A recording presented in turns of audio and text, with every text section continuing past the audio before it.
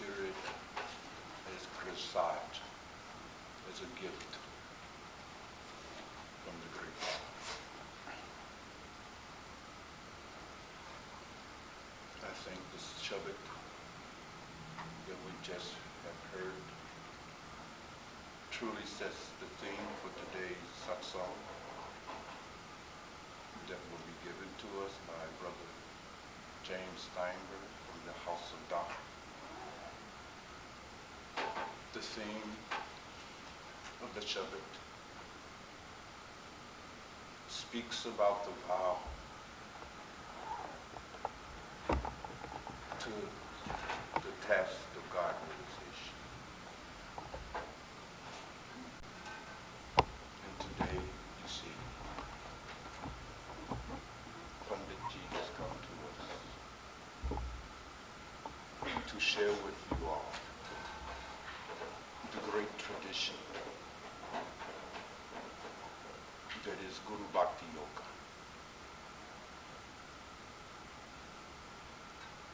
This Guru Bhakti Yoga, you see, to truly be considered authentic, must be rooted in a vow, an absolute vow and commitment to make right use of this human birth, this time. For millions of lives, you have simply wasted the opportunity that is this human incarnation.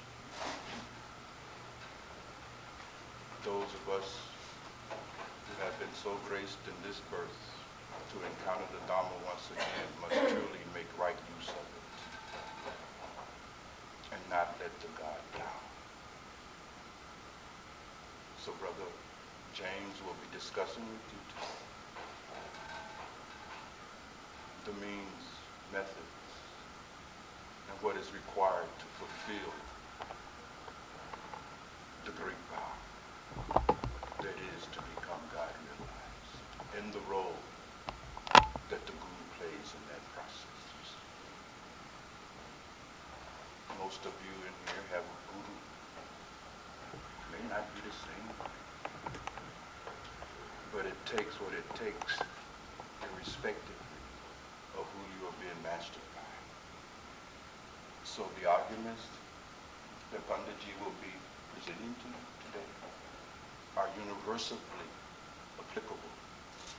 It pertains to you. It has much to do with you. If you claim to be a disciple of a guru, he will share with us what is a guru. First, one must be clear about it. One must not be confused about it.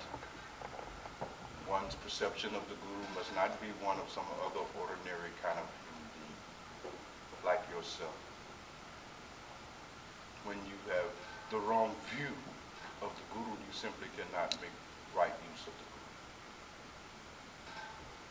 Our beloved Panditji will also share with you what it means to have a guru. Many of you are very quick to confess that you have a guru, as if that is some kind of way of embellishing your status in these times. It is popular, it is almost a fad to make these kind of confessions, you see. Panditji will simply set the record straight today. Beloved, give the Dhamma straight, no chases. Adida would not accept less of you. What does it mean to have a guru? What is that all about? What are the implications of that in your life, your living? Does it have any obligations, responsibility that comes with that? Or is that just something you talk? Here at the House of Rock, we're not at all sympathetic with the talking school of mysticism. This is not about talk. We're not involved in sloppy sentimentality. It is not theater. We mean business. This time. Panditji will discuss with you then things that you must consider in order to make right use of your gift of having a guru. I am sure that he will share along the way with you his own ordeal, his own struggle, because Guru Bhakti is the most difficult thing in the world to attain. Very rare.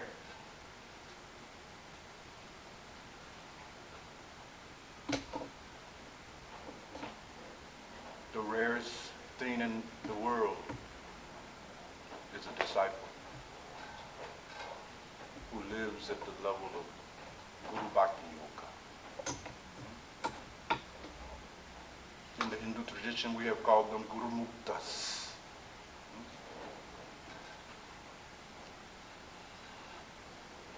It is for these Guru Mukta that the Guru comes. These are the marks of those who are capable of making right use of the Guru's company. You see? In the time and historical approach of the Buddha, there was always two categories of those who gathered around the Buddha. There was the Buddhajanas, the superficial, the information seekers, interested in talk mysticism, philosophizing about it, you see. Involved in meritorious deeds and actions with the intent on making their next incarnation a better and more pleasant experience, you see. The great Lord did not turn that Dharma for the sake of those Buddhajanas. It was for those Arya Savakas, those noble souls, that the Blessed One turned the great wheel. It was so then, and it is so today. There are some things you see about it, beloveds, that does not change or vary with the course of time. The path takes today what it took then. And you must simply become willing, capable of paying the great price. With no further ado, I would like to turn this satsang over to our beloved Sevador Pandit G. James Stenberg from the House of Da. Please show him all of the respect that you would show his great beloved.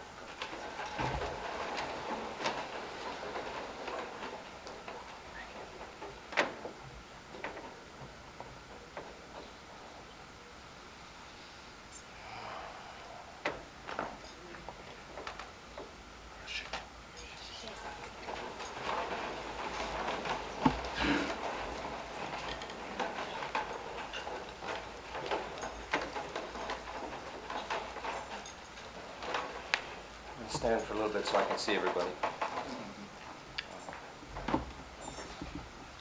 Thank you for your introduction. You set a very good tone for me so that I can stay with what you talked about. First of all, let me tell you a little about my background. I came to my teacher, Adida, in 1973. So I've been with him for 26 years. And I had already worked in spiritual bookstores and seen many different spiritual teachers. That was the 60s and 70s, and I checked everybody out. I didn't take a vow of initiation with anybody. I got to that point, I just couldn't quite do it. When I saw Adida, I felt different. I felt, okay, here's somebody that's real. And my experience with Adida for the years I've been with him is he teaches the real thing. He doesn't mince words. He's very straight about it all. And so when I saw him, someone said to me, well, are you going to take your vow? You're going to become a devotee of his? And I had been saying to myself for many years, if I find that real teacher, I'm going to do it. Right at that point, I felt a lot of fear about it. Because now I was going to have to make true my words. But I did. And when I sat down for that very first interview, they asked me questions that I couldn't believe they were asking. They presumed, because I was going to be now a devotee of Adida, that everything about my life was now to be vulnerable, to be discussed. I can tell you, because I came to Adida already with a background of working with the spiritual traditions, I ran a little spiritual bookstore in Boston. A lot of my relationship to him over the years, the play of my relationship to him, has been about books and the traditions. I've given him hundreds of thousands of books, and we have ended up creating a great library and a great reading list called the Basket of Tolerance. It's a reading list relative to every different spiritual tradition, and he believes that his students should study all the different traditions so that we have a way to go beyond our fundamentalism, our provincialism, thinking that there's only one way to go at the truth. On the other hand, he's been very, very clear with me always that none of that should be a distraction, that he was my guru. One time he made it very plain to me. He said, the teaching is not in books. He said, the teaching is on your backside, placed there by my foot on the day of your initiation. He said, that's the teaching. And so I've read tremendous amounts as a background about every tradition. But that's not really what I bring you today, or really the source of my knowledge. The secret of my knowledge is that everything that I can tell you today that's positive or useful or represents anything the truth comes out of what I've been shown by Adida.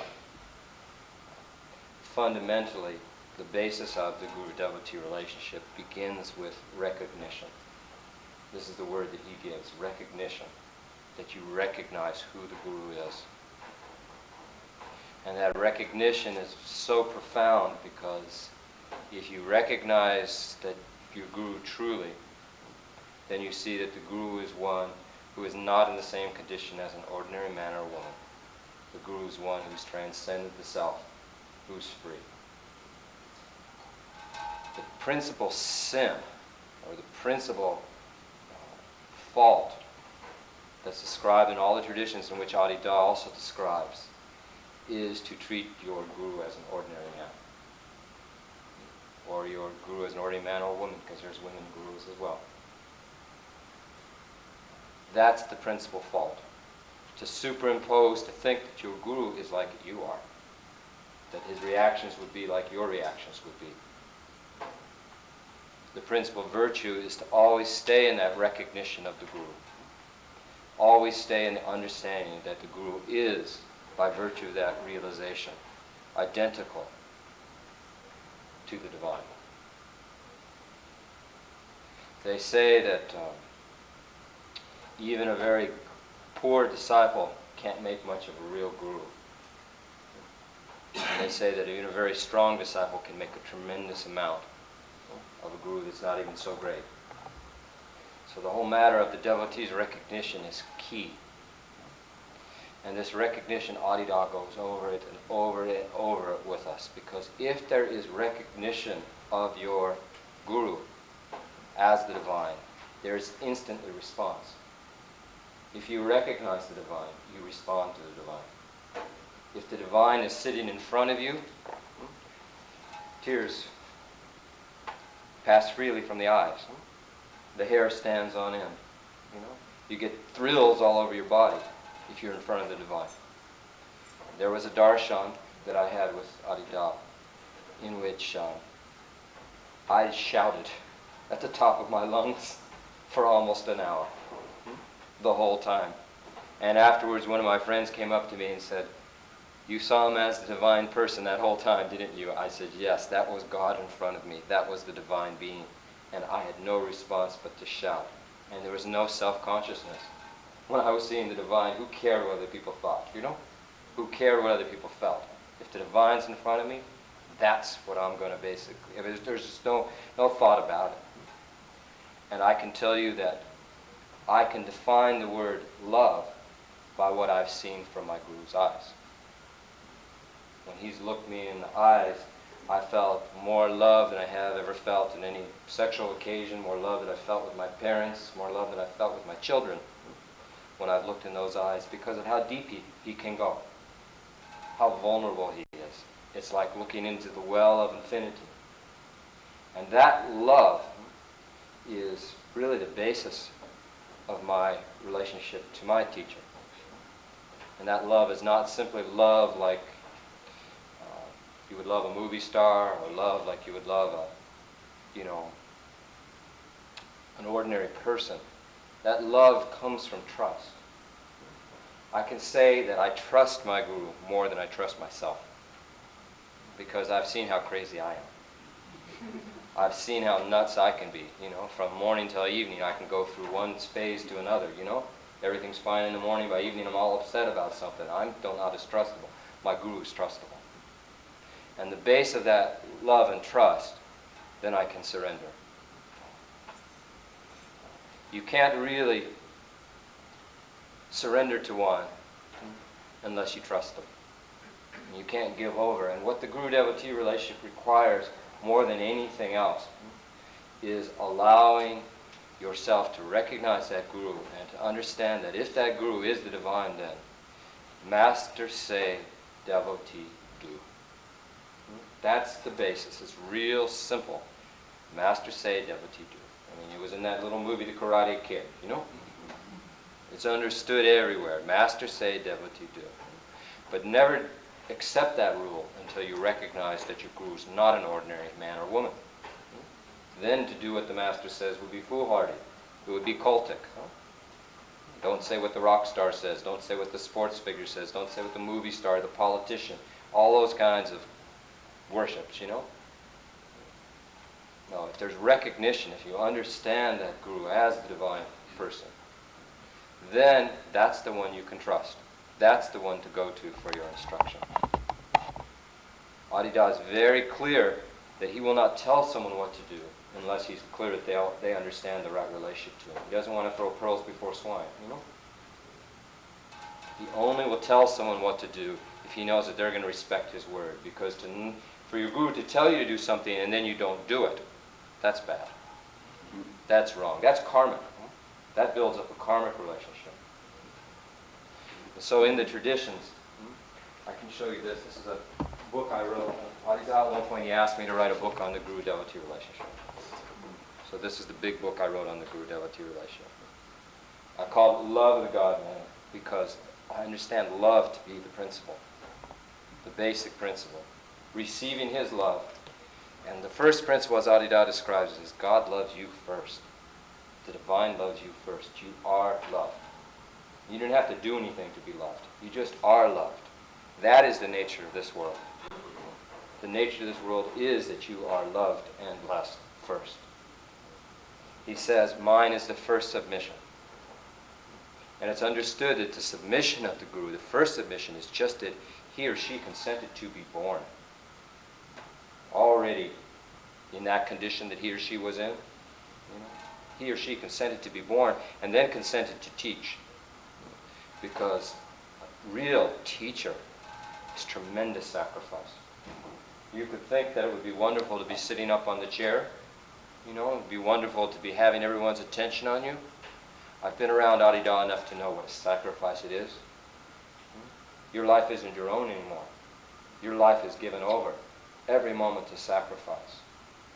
Never presume that you could do that, unless you're absolutely have transcended your ego, and then you're not an ordinary man or woman, and then you're not even doing it at that point in that sense anymore. So the first submission is the Guru's submission. It's the first love. And when Adida often says you need to be nurtured first before you can be challenged.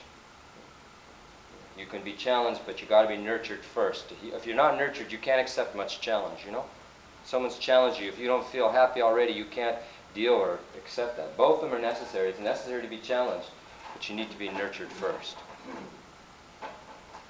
So, accept your Guru's love. Accept the love. Receive it. What's said in the traditions is the Guru is like an ocean. Guru is so vast. There's no end to the Guru.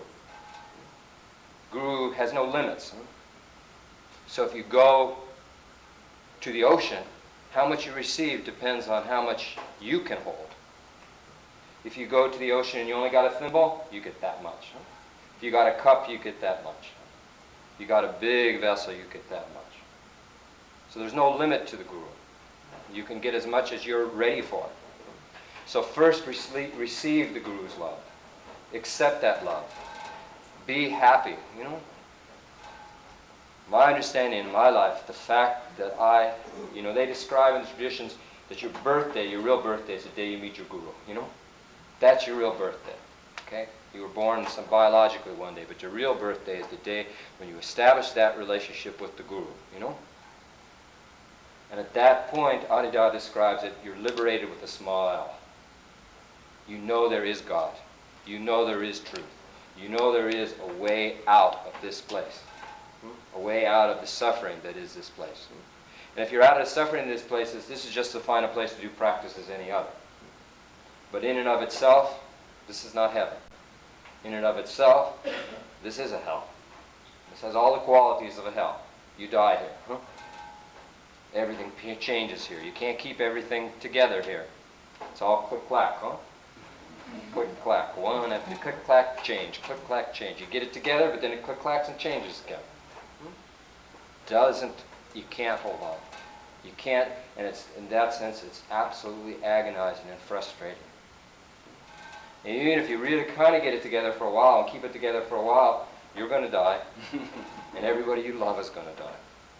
Adida describes he sits there with his family, with his daughters, partners, and he's aware even in that moment of the sorrow that is inherent in this dimension. That everybody each day is moving more towards eventual separation and death. So that motivation is why it's so happy that you find the Guru. Really find the Guru. Because once you've found the Guru, that's your birth date then. From that moment on, finding the Guru, then your life has changed. Huh? You know that there is a way, there is a practice, and primarily there is a relationship. And Adida describes that primarily the guru-devotee relationship is a relationship. He says, I do not offer you a method, I offer you a relationship. Now that relationship with the Guru is not a relationship like you would have with any other person. That relationship with the Guru is a relationship specifically about realization. That's the purpose of that relationship. So the Guru may tell you to do various things. He may give various teachings, but the basis of it is a relationship. And the Guru never breaks that relationship with you. The bond of the Guru is I will always maintain that relationship with you, no matter what. Good, bad, nice day, difficult day, Y2K calamity, economic success, whatever happens in the world, Kosovo, whatever, that relationship is there. And that relationship is not simply even about this life. That relationship is eternal. So it's understood as when you establish a relationship with a true Guru, that relationship is forever. There's a man, Lama Govinda, who describes, someone asked him a question, well, what about next lifetime? Do you have to have the same Guru? He says, well, I don't think it's necessary every lifetime. I read that and I was shocked. Understanding and recognizing who Adida is, of course I want to find him next lifetime and next lifetime and next lifetime, if there is another lifetime. Hopefully it can all be realized in this lifetime. As Adida has said, this is your best lifetime because I'm here. A devotee said to Adida, well, boy, I'm having a lot of trouble with my practice. Maybe I'll be able to get into it next lifetime. Adida just said, no, I'm here. If you're alive and your Guru is alive, this is your best lifetime. This is the time to make use of it.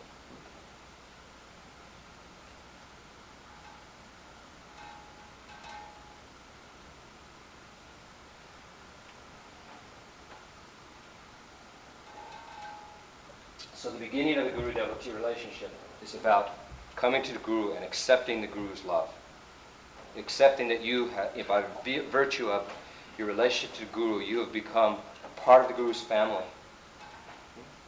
Your relationship to the Guru is understood to be closer than your relationship to your mom and your dad, because your Guru is related to you at your heart.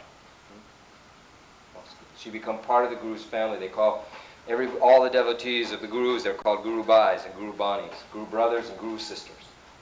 Because when you meet another devotee of your Guru, you're both contemplating the same thing every day. You're both thinking about the same thing all the time. You both put your attentions in the same place. So when you meet that person, you're really similar. You're connected to them.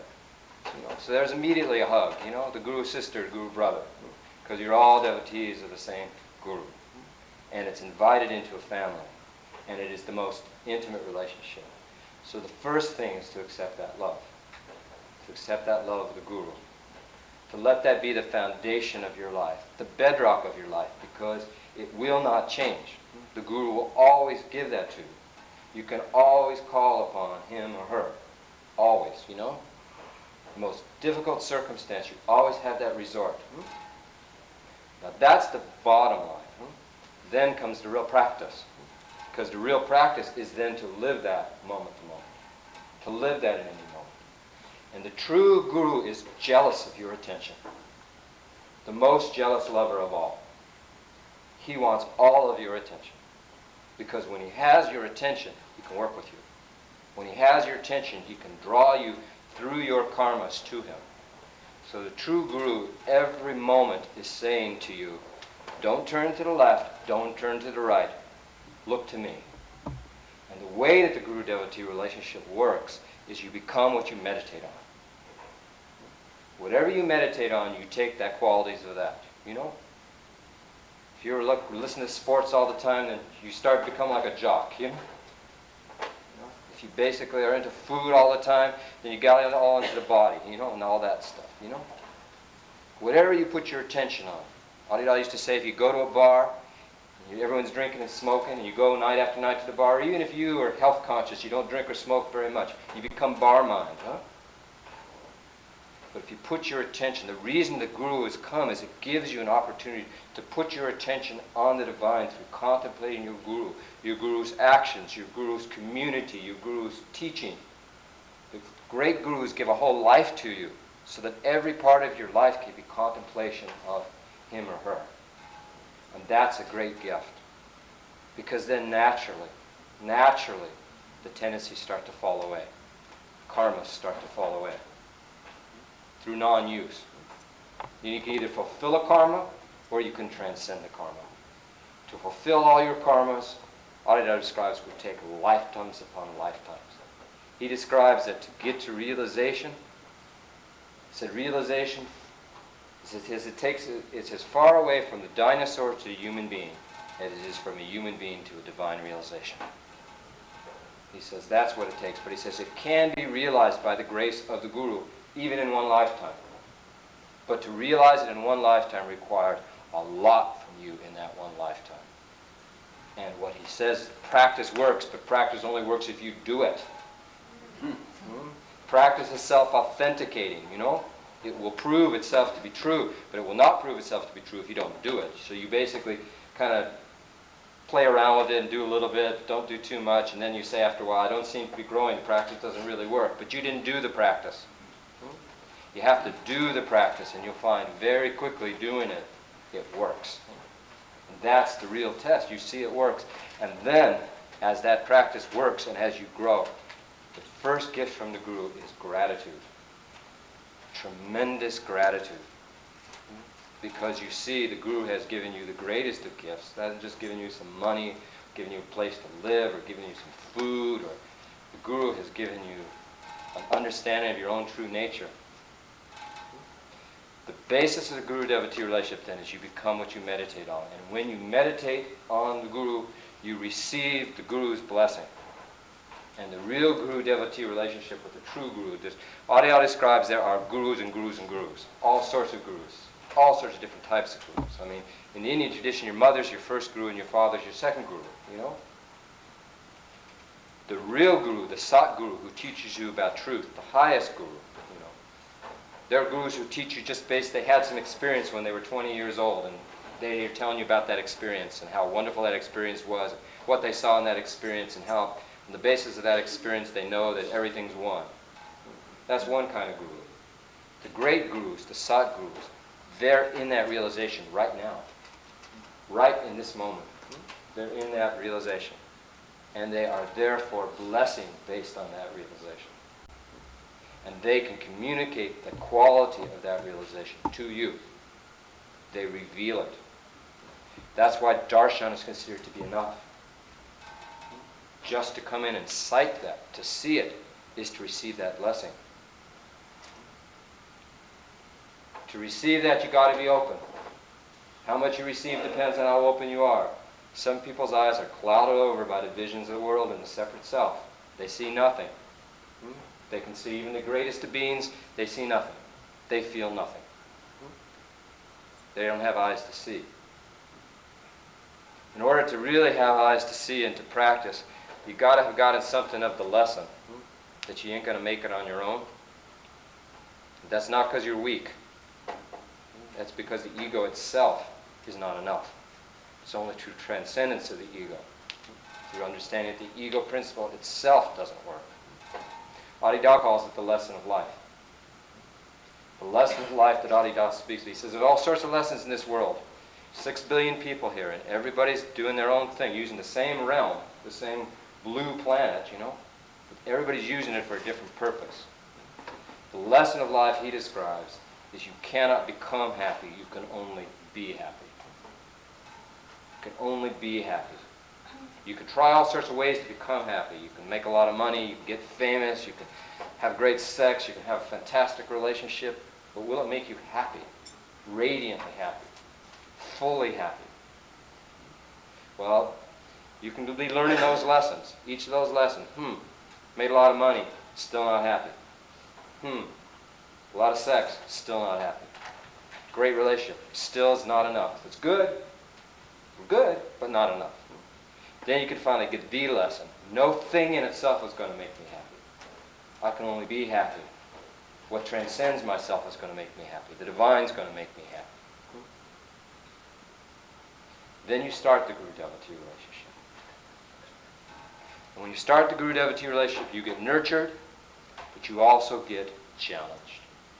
Adida makes the point that you cannot simply kiss somebody into enlightenment. You can't hug them into enlightenment.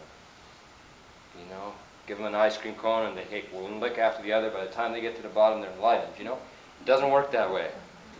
He says with Westerners, he says particularly, and everybody, he said, in the world is becoming more and more Westernized. He says, you got to shake them sometimes. You got to kick them sometimes. He says, for them to wake up. I have been with Adida when he has shouted at me, wake up. I've been with him where I bowed down to say goodbye. I was on a retreat with him. I was in Fiji, where he mostly lives. He's in Hawaii right now, but he was in Fiji that day. I bowed down to basically give him a hug goodbye. He gave me a nice hug, and I got up, and he slapped me across the face. And he didn't slap me, you know, didn't really do any damage or anything, but it was a hard slap. And I got down and sat down. My best friend was next to me. He looked over and he said, you got slapped and you understood it, didn't you? At that moment, I didn't understand a thing. At that moment, I felt that slap. It was very much beyond my mind. And I felt he was waking me up. And the next few months, I left that island, that slap, that little feeling of pain that came with that slap, that was a great message for me. Don't get distracted by all the bullshit. Stay with me. Stay with me. And the real devotee gives permission to the guru, to deal and mess around with more and more of his or her life. You can't be a frozen, poor me creature and have a guru. You can't be having victim consciousness and have a guru. Got to get over that stuff. You got to be, Adida used to say, come to me when you're already happy. Why come to the guru if you're already happy? But he said, come to me if you're already happy. In other words, don't come to me to dramatize your problems, your difficulties, you know? Come to me when you're ready to do it with me. He used to say to us, drop it at the gate when we come to his house. He said, drop it at the gate. Drop all your bullshit at the gate. Be straight when you come to see me. Don't come in all your complaints and your problems and your difficulties. Let's get down to it. You know, when you walk in the door, let's get down to it. Let's deal with what's real. So that with a real teacher, it's not just a matter of, yeah, I'll cut off my fingernail, I'll give him that. You know, I'll cut a little locket of my hair and give him that. You know, with a real guru, you give him your blood. You give him your bones. You give him the marrow of your bones. You give him everything you possibly could think of to give him. And why? Because if you don't give, you can't receive. If you're holding back on anything, that's right there in front of you. Whatever it is you're holding back, you think it's some little piece deep inside. No, that's the part that really, because you're holding back, is right there and it's preventing you. You got to trust your guru and give your life over to your guru. So if your guru says do this, you should do it. You should do it. What they say in the tradition is even the casual words of the guru are to be. Even something he just seems like he's just kind of saying, not even a direct instruction, the casual words are to be completely followed. Maybe, it'd be fun if you did that. Do it, And if you can't do it, then it's even said in the treatise on Guru Yoga, bow to your guru and humbly say, I cannot do this. I'm sorry, I'm just not up to it. I can't do it, but I'll do everything else. I'll do everything else. I just can't do this. And is there something else I could do instead? Because I just can't do that, That's too much for me right now. And then look for as soon as you can do it. Maybe you can do it next year. Maybe you can do it a couple of years later. What they say in the traditions is obedience is better than reverence. To really do it is really considered to be what the devotee relationship is about. I'll read you a little bit from this is Adida's book, The Method of Siddhas. I'll read you a paragraph from it. Coming to me for techniques, methods, and even experiences is a form of self-defense. It's the defense of your own condition, your own search, your own suffering. However holy or serious a person seems to be, the seeker who comes to me comes to defend himself or herself, demanding to be served by me or to be satisfied. But spiritual life is not a satisfaction of the search. I offer no bones, no strategic methods, no consolations, no beliefs, no things. I will never give the seeker a bone. Those who have come looking for bones have no business waiting, because that is not going to happen. The way he describes that is if you haven't surrendered yourself to your guru, you come because you want a little hit of something. You're not surrendering really. You're just coming because you want something from your guru. And then when you get it, you're like a dog with a bone. When a dog's got a bone, he goes, takes that bone off somewhere where no one can get at him and eats that bone, And you want to come back to your guru again until you want another bone. And that's his criticism here. That's what he's saying. Most seekers are just coming looking for a bone, instead of coming in the real mood of guru devotion, which is to surrender, which is to give oneself over. He says, those who come for bones have no business waiting, because it's not going to happen. All that has nothing to do with truth. It's a lot of bullshit. That is all it is, and I do not spend any time tolerating it. Your trouble is an illusion. Your search is a reaction to your suffering. Your actual dilemma has barely been conceived by you, barely experienced. You come to me and you just want another consolation to prevent awareness of your suffering. You come for distraction, a fascination, a charming vision. You want to be consoled. Why do you want to be consoled? What state are you in that you should want to be consoled by me? You are suffering. Yes. Since you are only suffering, why are you defending all of your nonsense? It's time to get rid of that. It is utterly unnecessary. It can be abandoned. All of that is what I want to see surrendered as gifts around my feet. I want to see all of your beards, all the hair, all the clothing. I want you to surrender all of your suffering, all of your sorrows.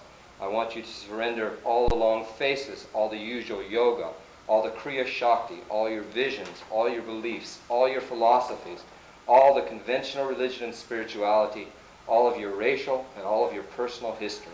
I want to see your birth and I want to see your death. I want all of it. Such are the implications of truth. The true guru asks you for everything. Put it down at the guru's feet. If you do that, the guru can give you everything. Whatever you hold back on, that's where you're going to stop the process in yourself. This talk Adida called Skinning the Disciple. It was one of the strong talks.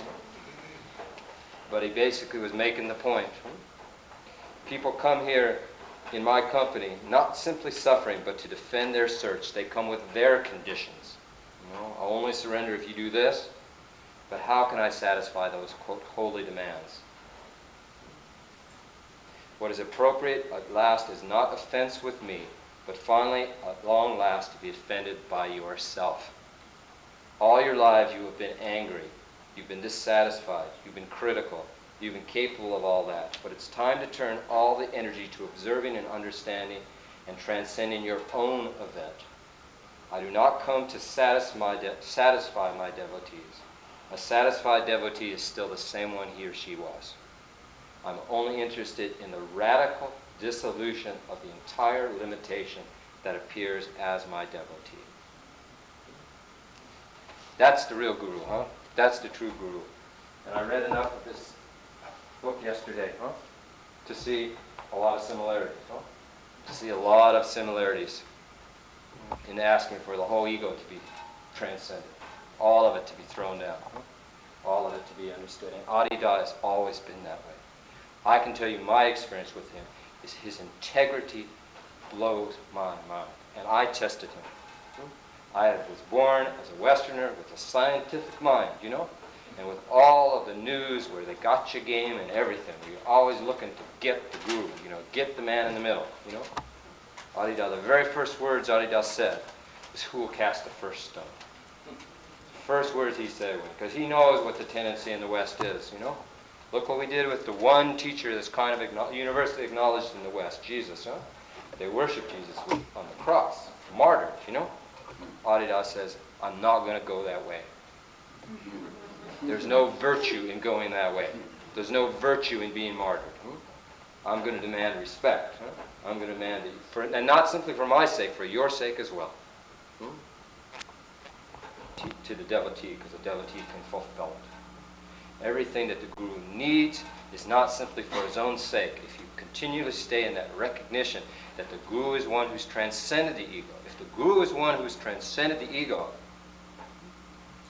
then how can anything that he or she needs, how can any of those things be somehow just personal or egoically needed?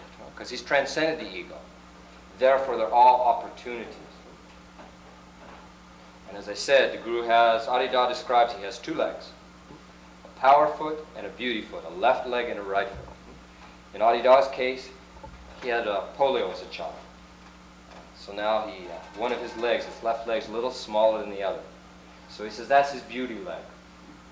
Then the other leg's bigger. So that's his power leg. And his power foot, his beauty foot. And sometimes you get the kick, and sometimes you get the kiss. And you never know. You come looking, thinking this time for sure you've done such great stuff, you're going to get the kiss, and you get the big kick, you know? And you never know. And what he says, my anger is simply a modulation of the same force by which I bless. The same force. We basically, all of us want the kiss, we don't want, you know, the kick. The great teachers, you accept the kick. The great devotees accept the kick. The great devotees allow themselves to be purified, allow their practice to take on an intensity. A tapas is the way they use it in tradition. Tapas means heat, you know that word? Yes. Tapas, you know, the heat, because it burns away your karmas, burns away your tendencies. And in the moment of something being burned away, well, it doesn't necessarily feel too good. But when it's gone, that feels great. That's good. But then there's the next one to be dealt with, and the next one. And the sign of the real devotee is the devotee doesn't mind that it hurts. Adida's favorite movie is Lawrence of Arabia. There's a scene in there where Lawrence lights a match, puts it out with his fingers. Someone else tries to do it, and he goes, oh, that hurts. What's the trick? Lawrence says, the trick is you don't mind that it hurts.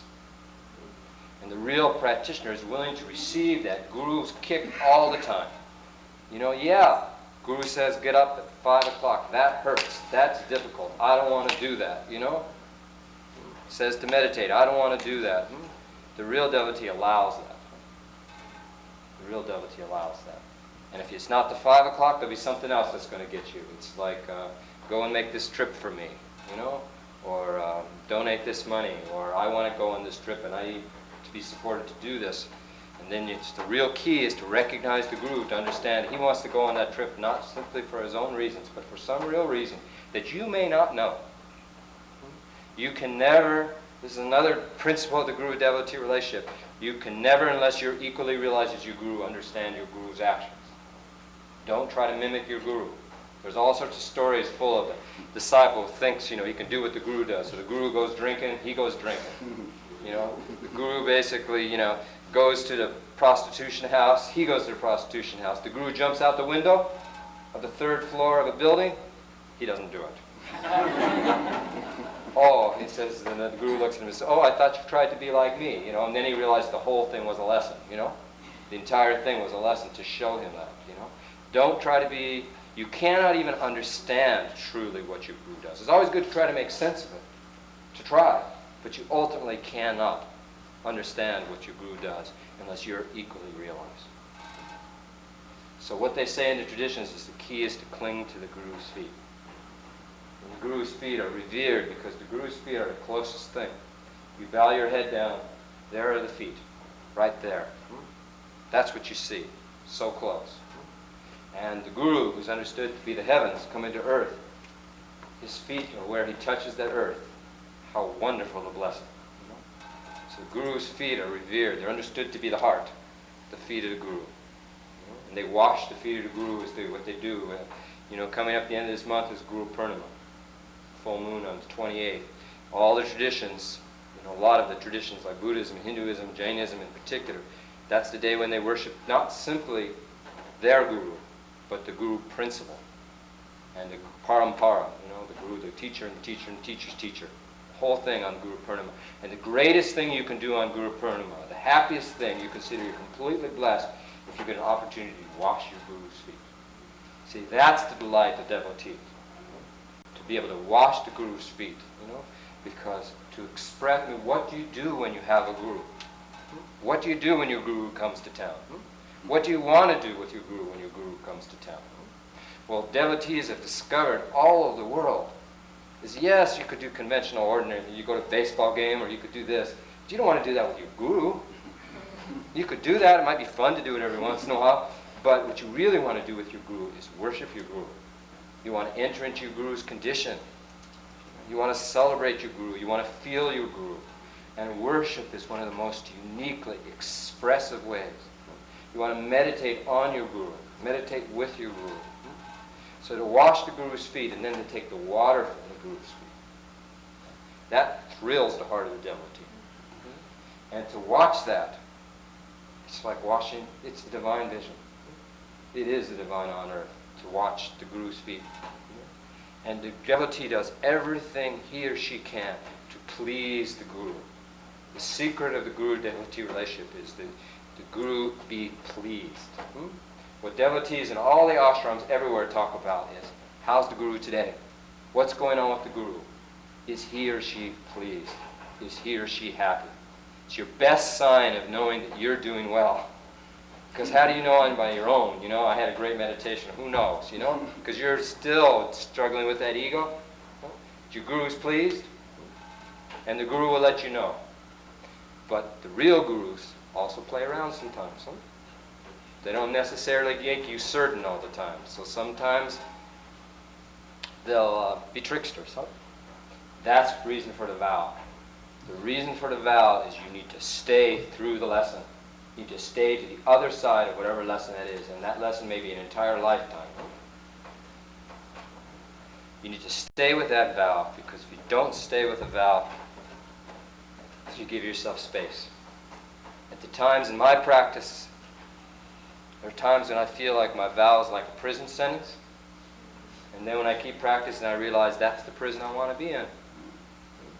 And it's a prison that basically the door is open to the divine, That's where I'm so grateful to be kept. It's like boundaries instead. It saves me from everything else. That vow. The vow is made in your best moment to keep you in place.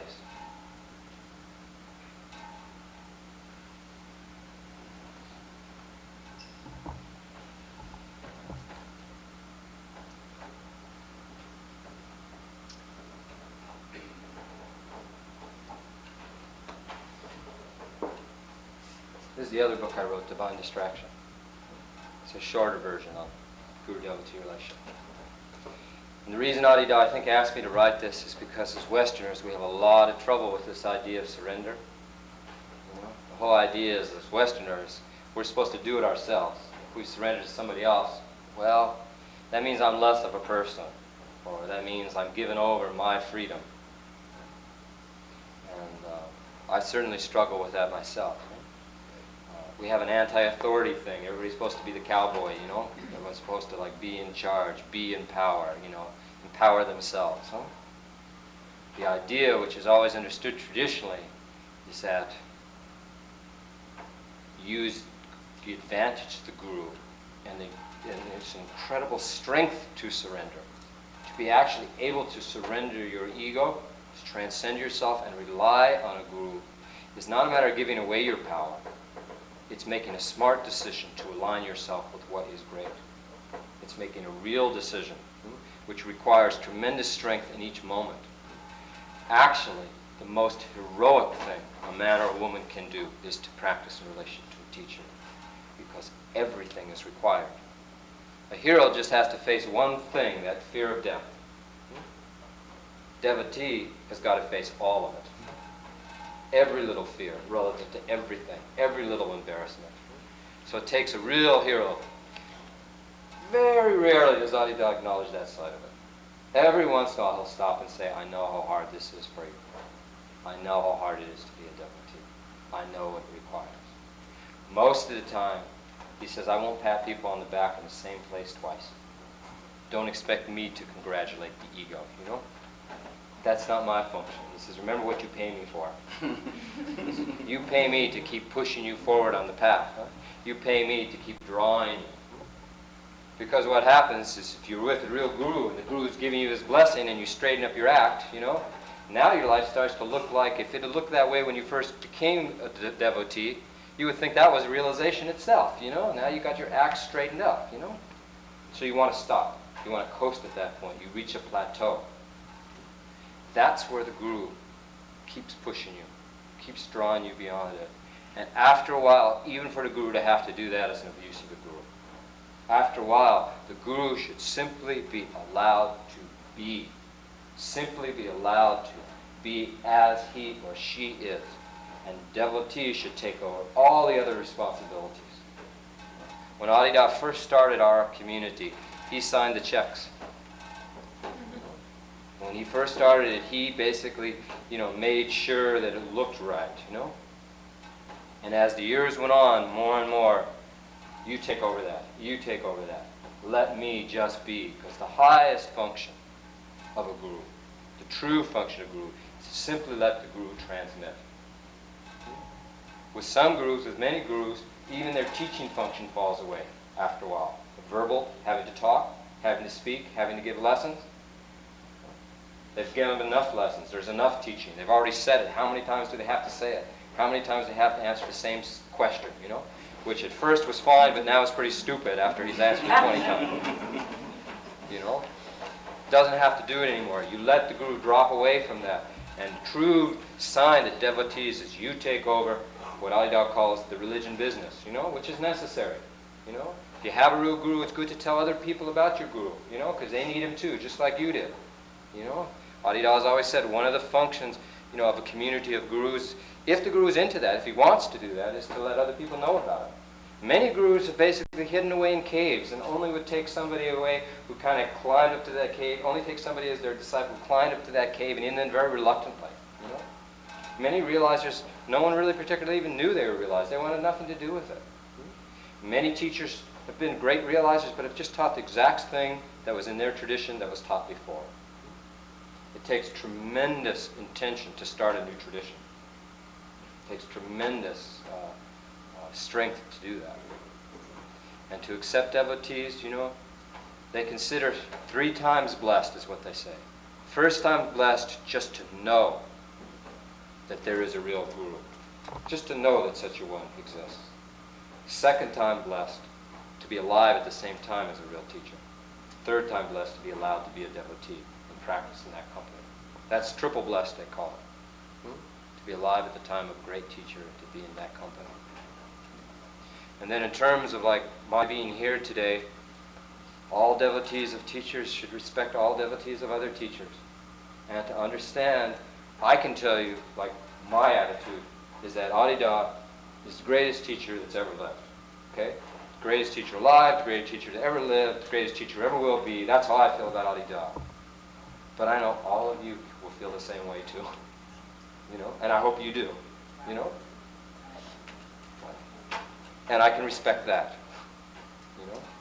And I understood that's how it should be. And there's no reason for any conflict over that. You know? Because we have a lot more in common than we have different. You know? As far as all that goes. And that is where I feel tolerance comes in. You know? That's why Adida calls it the basket of tolerance, his book on all the traditions, because he says that all the traditions, all the scriptures, all the books can be put in one basket. You know, it doesn't have to be all over the place. Originally, the Buddhist scriptures were kept in three baskets. They called it a Tripitaka, the three baskets. You know, and Adida said we could all be in one basket, and the basket should be called tolerance. That's what it should be about. I can tell you, in terms of my relationship with Adida, that I consider myself the luckiest person on the face of the earth because I basically have had this relationship to him. I consider that I'm so grateful. And I can tell you that all the limits I feel in the guru-devotee relationship, all the limits that I feel are my limits. That I feel the possibility is vast. And I can also tell you that Adida is a very fiery teacher. And he really has been on our community to practice more. He's been on our community to make a change. He's been on our community to really, really grow and practice. And there are some times when he is so fiery that it seems like he doesn't pay any dues to the social ego in our community. He doesn't feel like it. I've been with him. There's been 500 people at his sanctuary, and he won't even come out and see us because he says, you're all full of shit. He says, you people, he says, you're just trying to want to come out and get a goodie from me, forget it. And he's held to that. He was out in California. We had the Governor Jerry Brown, come to our hotel, want to come and have darshan of Adida. He's a spiritual seeker, and Adida says he's not coming for the right reasons. He just wants a hit. Didn't see him. Didn't see him. He has that integrity. Huh? He has that. So I have no claims up here standing in front of you about being, living up to my guru's expectations fully, But I also know that I cannot ever abandon my guru. And I absolutely keep going at it, keep practicing with it, keep serving him. The reason I'm here today is basically because I feel an opportunity to connect with all of you and to celebrate my guru and your guru and all of that, That's why I'm here today, in service to him. And I feel like that's really what my life is about, and it's tremendous joy. Tremendous joy to be able to serve my guru. There's nothing else comparable to being able to serve him. Well, maybe at this point, did anybody have any questions? I have no idea how long I talked. It's 2 o'clock. Okay, half an hour questions that you would like to put in front of you. Could you talk a little bit about Guru Bhakti Yoga in your tradition? Guru Bhakti.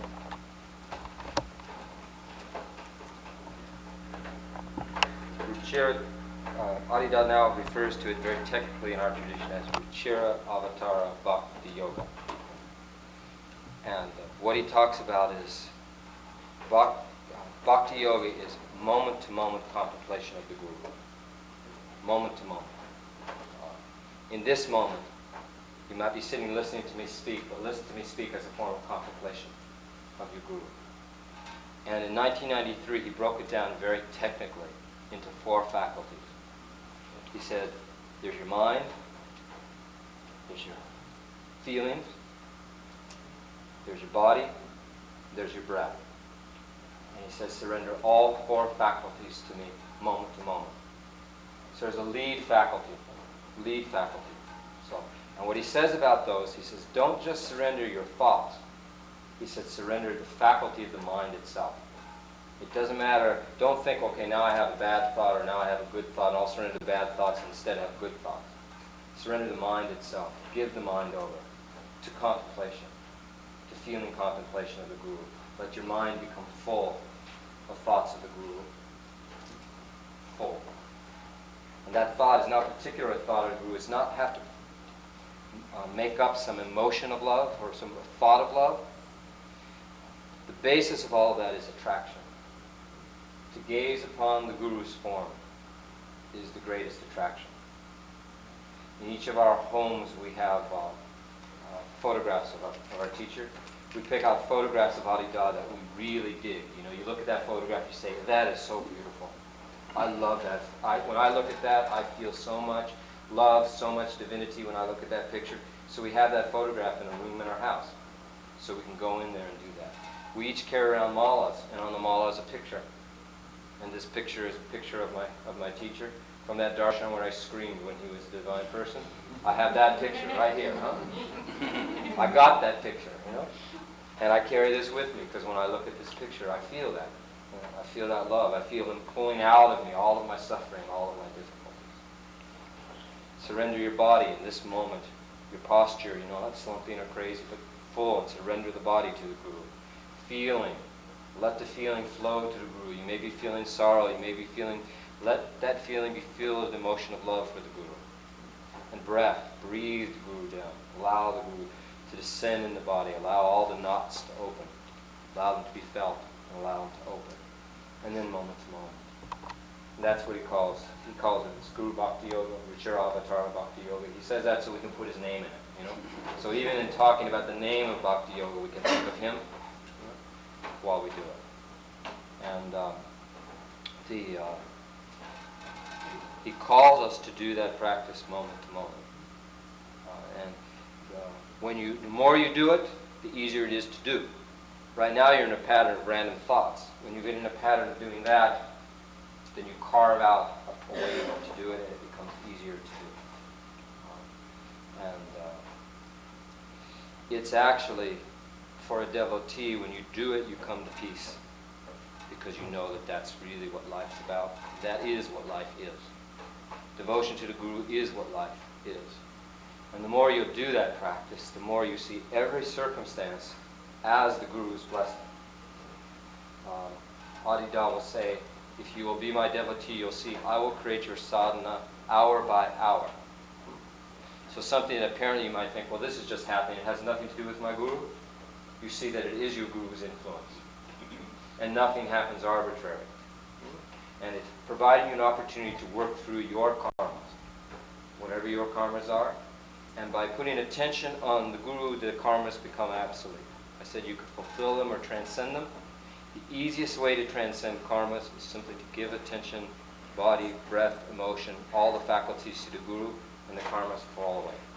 Adida describes they can fall away by the boxcar load. You know? Just go away. And then you may not know that, so we have to be sensitive because you may have terrible nightmare. And you're saying, why am I having this nightmare? I'm doing my practice. What's wrong? You know? But that nightmare might have been otherwise a car accident, that you would have had the actual accident, but now it just happens as a nightmare. So the karma is fulfilled that way. Instead of it having to be fulfilled in life, it's fulfilled in a dream. So that the most effective thing you can do in terms of improving your life is Ruchira Avatar Bhakti Yoga, but that's not the point of it. The point of Ruchira Avatar Bhakti Yoga is it in itself is happy and full. You're not doing it to get something else. You're doing it because it in itself, in that moment, you transcend the search.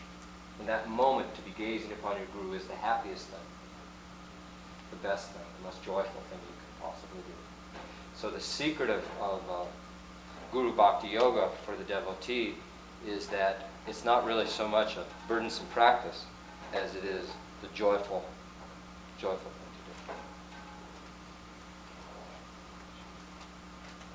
do. Yeah? Can you provide us with any advice or assistance in terms of understanding the concept of time or how it is dealt with in your vision? Concept of which? Time. Time. Well, I guess you could answer that on many levels. I'm going to answer it at the most basic level as when we were starting this. this lifetime is extraordinarily valuable. You have a certain number of human years, and particularly years when you're younger.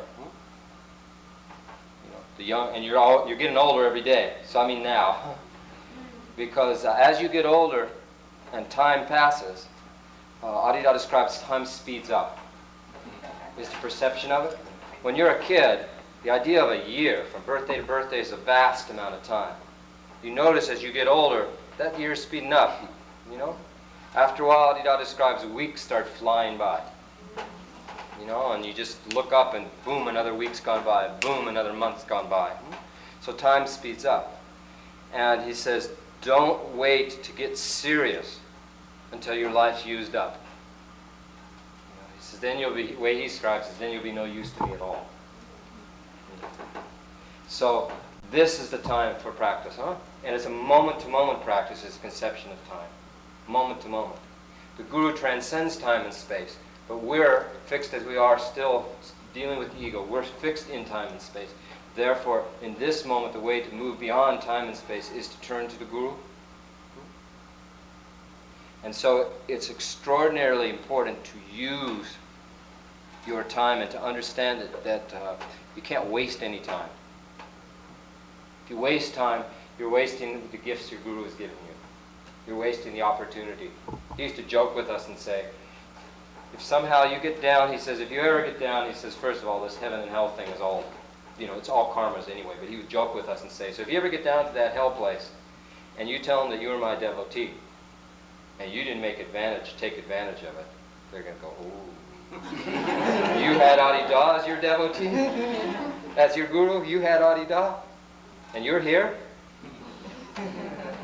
He would joke with us about it, because he doesn't really use fire and brimstone. He basically says death enough is a big enough message. He says if you're smart, I don't have to give you fire and brimstone messages. Just if you're smart, you take one look around this place and you see that you're going to die. He says that should be motivator enough.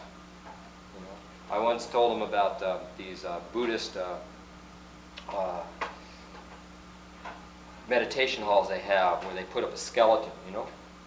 You walk into the meditation hall and they meditate on a skeleton. Well, the reason they do that is to remind themselves time is ticking. You know, and they don't have much time left. And so if they meditate on the skeleton, well, they realize that they're going to die, you know, and all that. And then I also mentioned the practice of full prostrating to the Guru. The Tibetans do 100,000 full prostrations as part of the Guru Yoga. They put their body totally on the floor, 8 parts of the body all to touch the floor. They do it 100,000 times.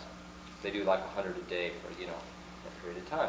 So I told that to Adida, and at one point Adida said, yes, he says, that's because they're a very vital culture. They know they're a very stupid culture. And he says, and they know they better throw that flesh thing down on the body to basically, so they'll know how to surrender. And then a couple of years later, he told us to do the same practice. And I got the point. I understood the point. Because as Westerners, this is what they call another way of looking at time, this is the Kali Yuga. Huh?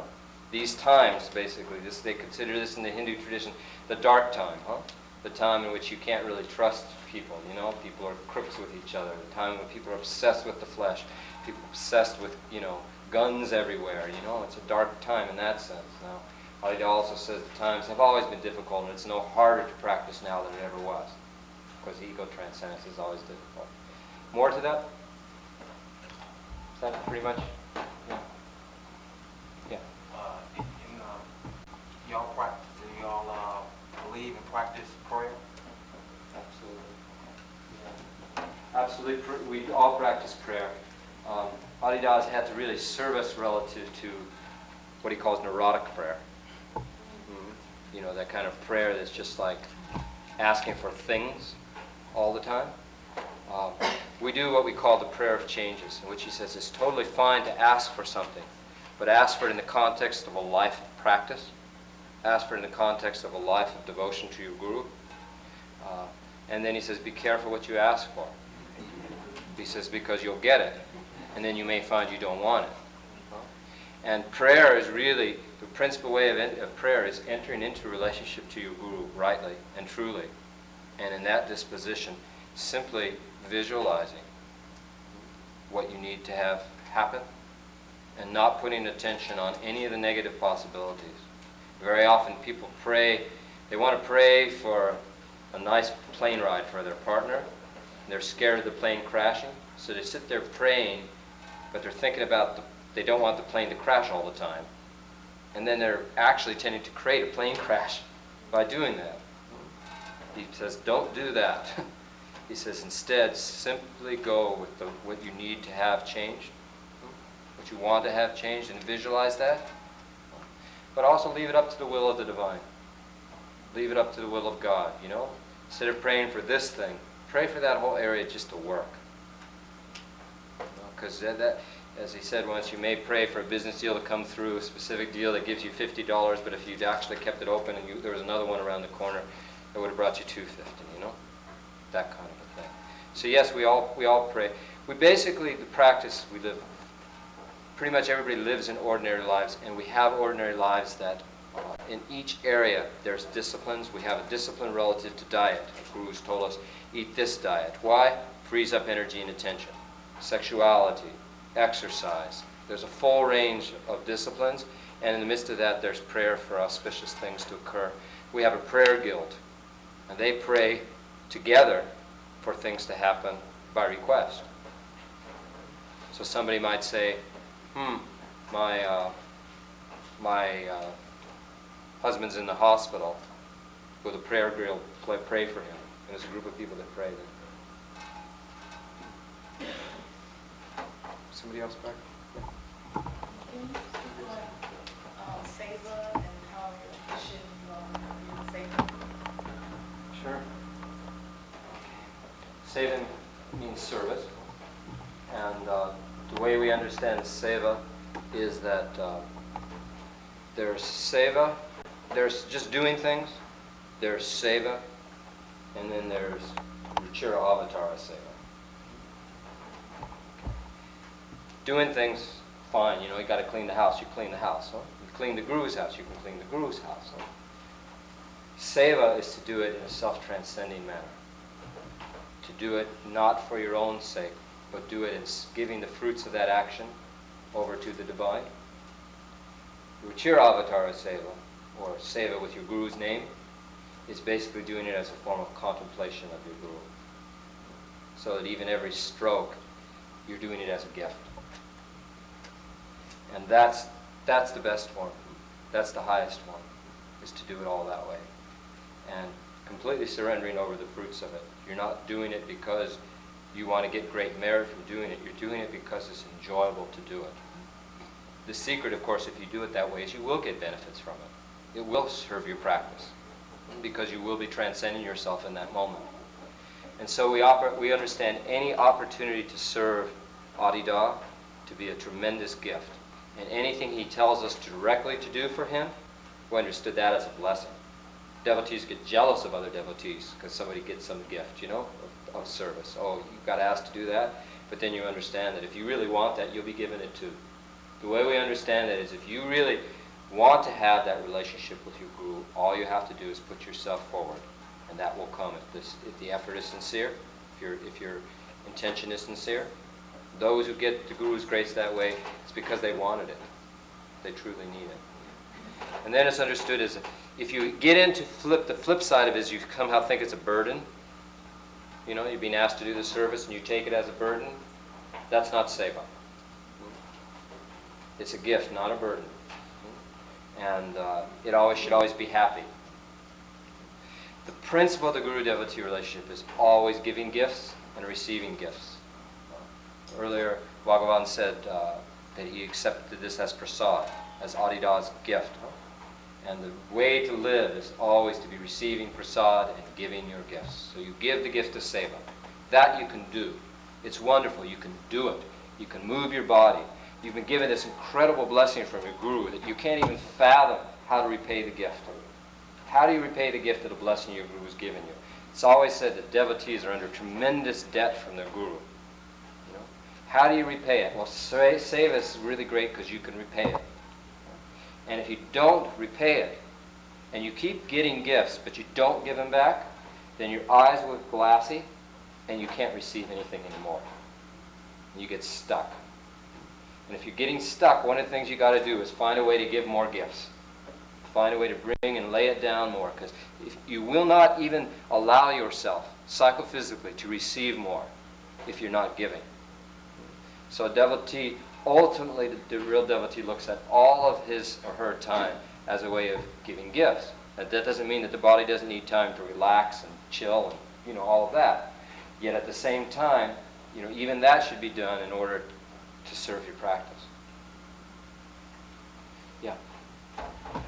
My question has two parts.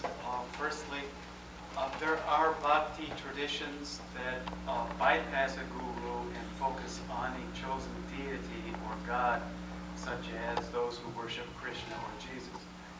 Could you comment on in your view, the meritoriousness of that approach to the divine, by which I mean the ability of such an approach to accomplish the same objective that the approach of the guru does? And secondly, there are traditions which bypass not only the guru but also the God, such as Advaita Vedanta. Could you comment on the meritoriousness of that?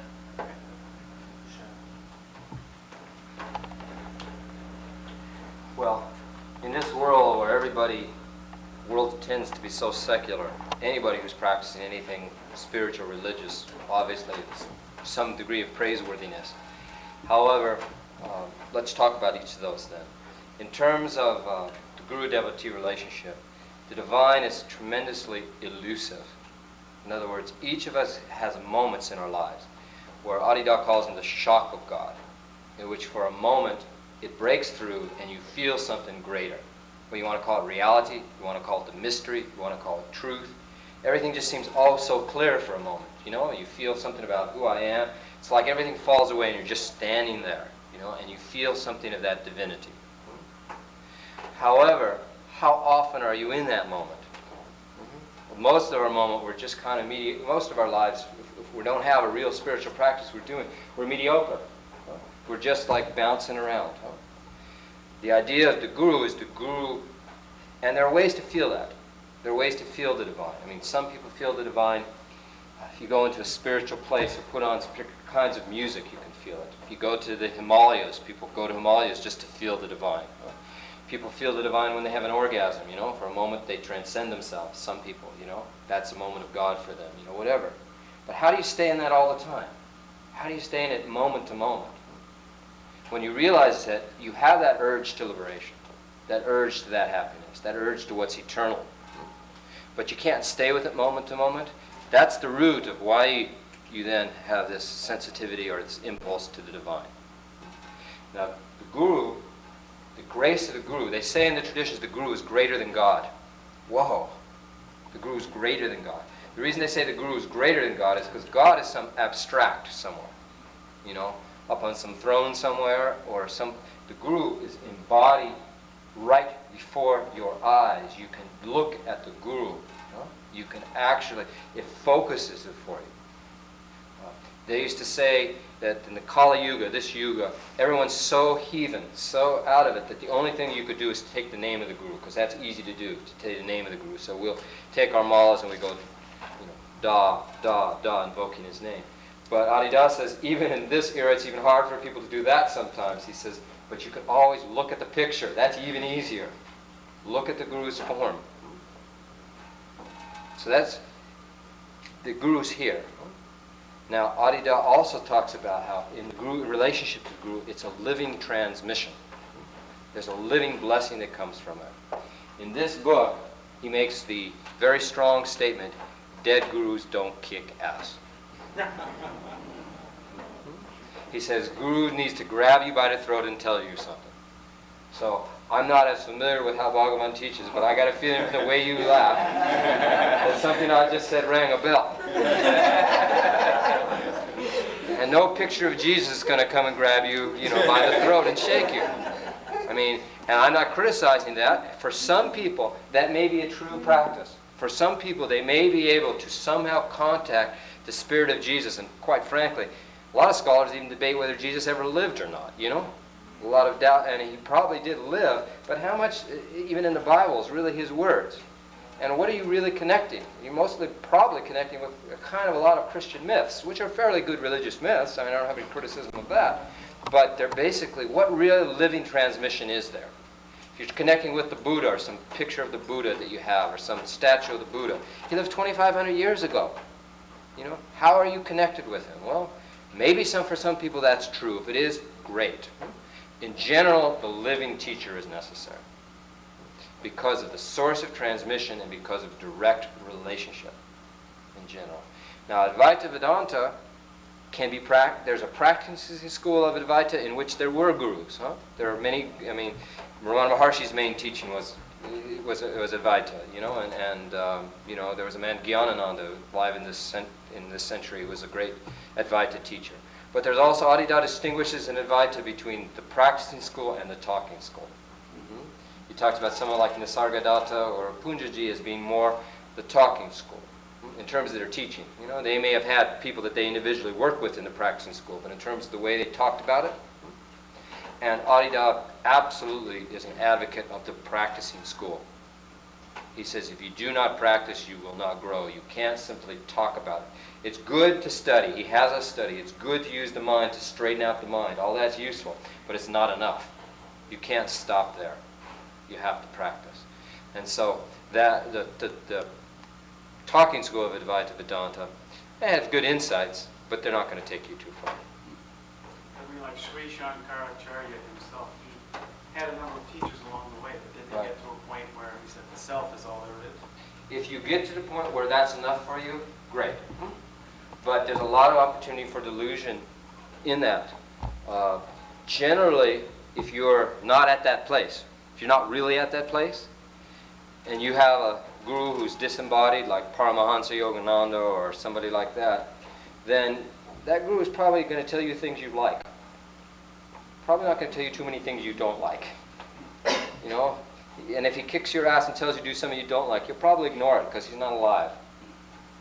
You know? A lot of opportunity for delusion in that. There's a lot of people going around the New Age now that have lots of disembodied teachers that are telling them exactly what they want to hear.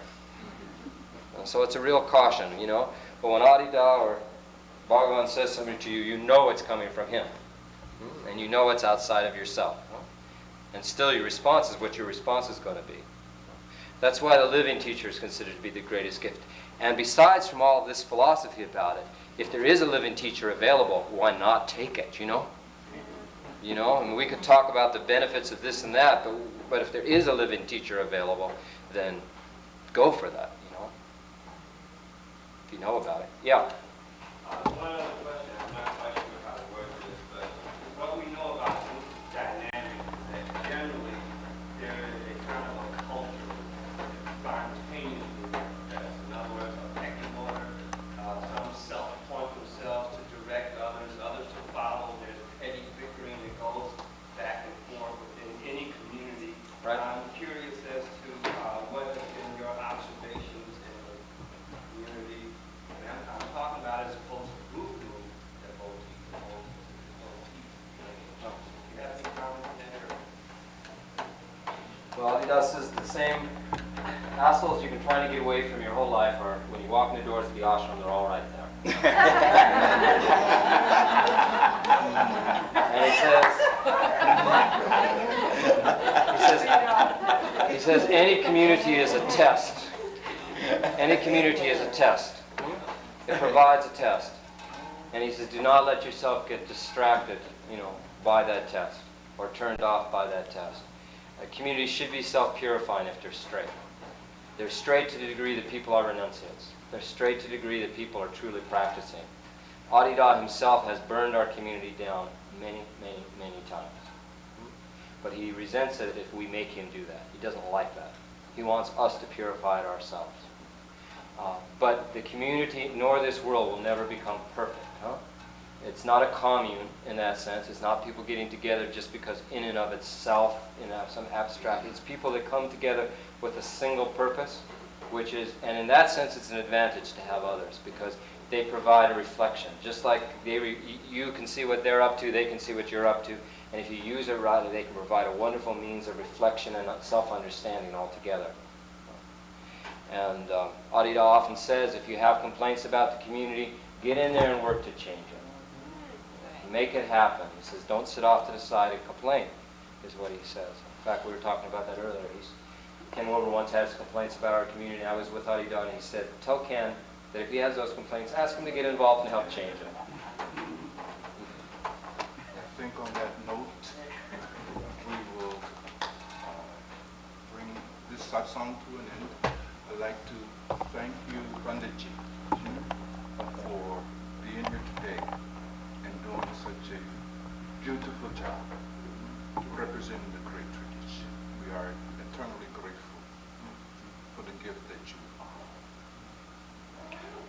Also, we would like to invite our guests to join us for a brief meal on the 3rd floor of this facility.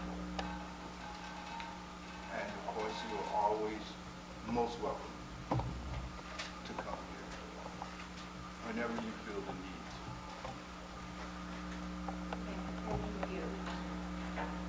I'd like to personally thank you, beloved, for this thing. And because of it, may you always have happiness in its causes forever. And to our guests from the House of Dharma, may you live a master life.